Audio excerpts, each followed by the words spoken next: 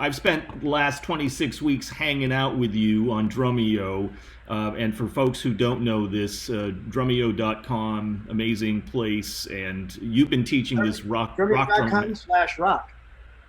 Yes, and the rock drumming masterclass that you have. Please tell us more about this. When Jared called me last summer with this idea, he wanted to do this 26-week course and have me write it. My first inclination was my heart sank, and I just went, damn.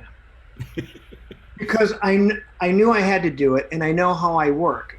And it's a laborious birth. And I spent the entire rest of that summer tour, which is most of it, writing. I wasn't going to go up there and just just roll camera and wing it and have a lot of likes and ums and you knows in my sentences. I was going to do something that I'd set out to do, something that no one had ever done before. Presented so much material, but yet in bite-sized morsels spread out over these 26 weeks that takes you from point A to point Z, where you also have full access to me, to write me, or send me little videos like this, and I could take a picture in my hotel room or write you back like, no, open a little bit more space in here, or whatever it is, whatever the topic. So that was sort of the beginning of this, and I spent all summer writing it, and it would be like an hour till showtime, and I'd be like, damn, close my laptop. These pesky rock shows are getting in the way of my work. But I really, really wanted to rise to the challenge and impress Jared and Dave and have them be excited about what this is, because what those guys are doing up there is nothing short of astounding. And their heart's in the right place. They really want to make the world a better place through drums and through music. And they're just, they're wonderful, wonderful people and smart as hell. And I knew that this is going to be a great fit working with these guys, and we have a great time doing it at the same time. So that being said, when this is all done and filmed and all put together, you never know how it's going to be. It's like you're releasing a movie or an album, or you're opening a restaurant. Are they going to come? Or are they going to like the food? And from the feedback from the first lesson was just, my heart swelled. I'm like, okay, this is going to be great. It's going to be great. And man, with the first semester ending now, the feedback and the testimonials, I can't read them without my eyes getting moist, because it was such a beautiful thing to participate with drummers, thousands of drummers from 50 different countries, from all over the world. And to help them and have them, note after note saying, this changed my life. This changed. Look, I can't even say the things, but the response was overwhelming in all capital letters. And so we decided, well, let's do it again for the people that missed out, because you can lead a horse to water, but you can't make them drink. And people are always like, yeah, that looks cool, or well, I don't know, it's kind of expensive. It's not. It's $11 a week, and if this is your profession, your passion, it's the price of 2 cups of coffee at Starbucks. There's nothing to invest in your thing. This is our thing. People go play golf, that's their thing. People go to a shooting range and shoot guns or whatever, that's their thing.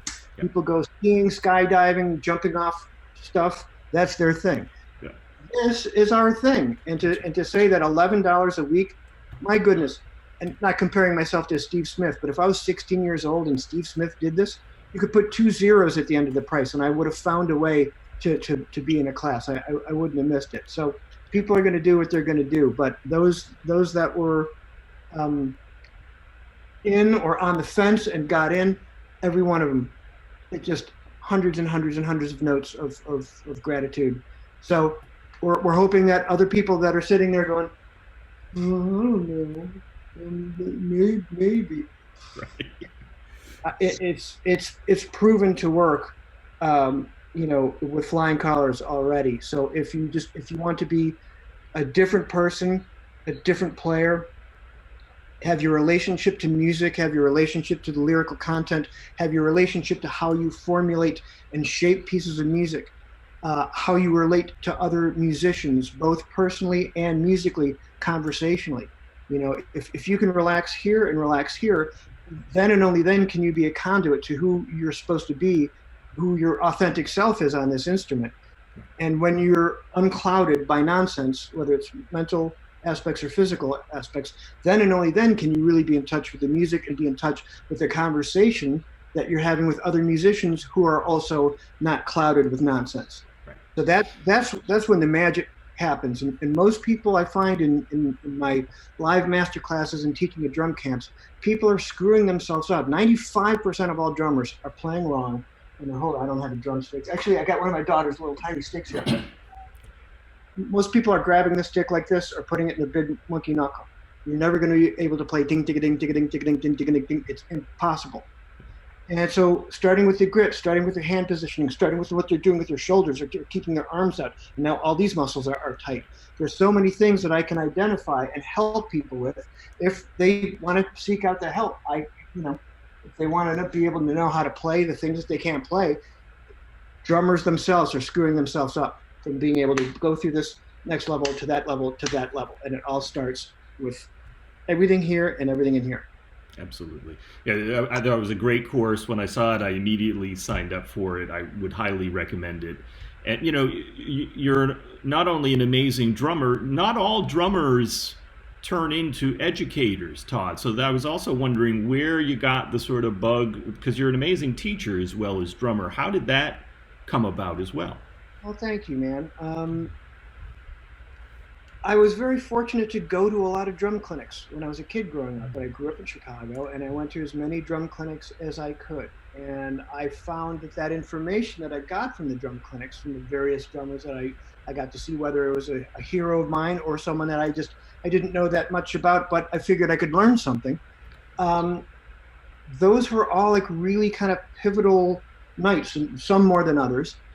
And I would go, you know, I saw Steve Smith a bunch of times, I saw Vinnie Colaiuta a bunch of times. I would record them and then listen to how they would explain things and begin to formulate other ways when I started to teach.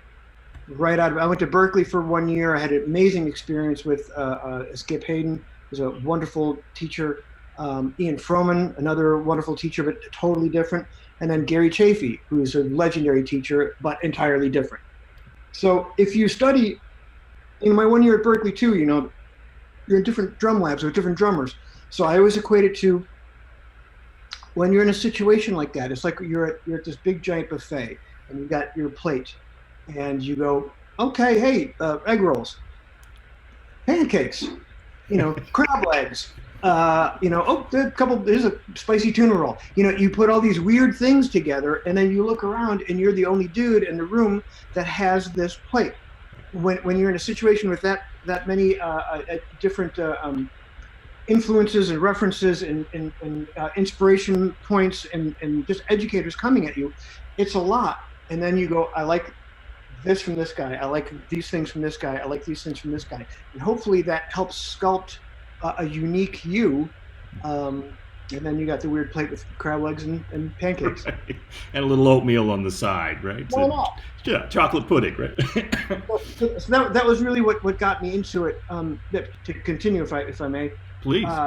As I taught more, and have taught more, or especially over about the last 5 or 6 years, with the experience that I have now, and I would see certain threads with drummers, whether I'm in Prague, London, Nashville, Tulsa, Bangor, Maine, it doesn't matter where.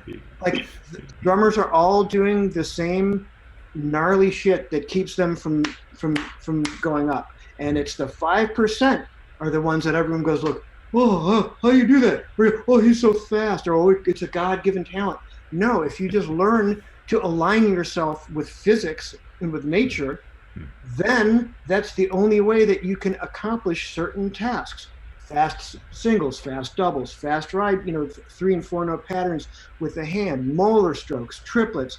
You can't do these holding the stick drum corps style or big monkey knuckle style or with a tight grip or with the pinkies out or with tight arms all the way up to your neck in a tight mind. If you're able to loosen all that stuff up, then you can do those tasks. Look at any good jazz drummer; they all can do that. Whether you're an architect, a doctor, a golfer, a lawyer, a CPA, whatever your job is, you're going to do it better if you're relaxed than tense. And 95% of all drummers are tense as hell when they play, and will never get to. Your arms hurt, your elbows hurt. I can tell you why.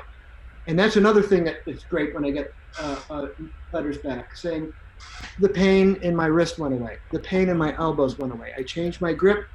Change your grip, change your life. Simple as that.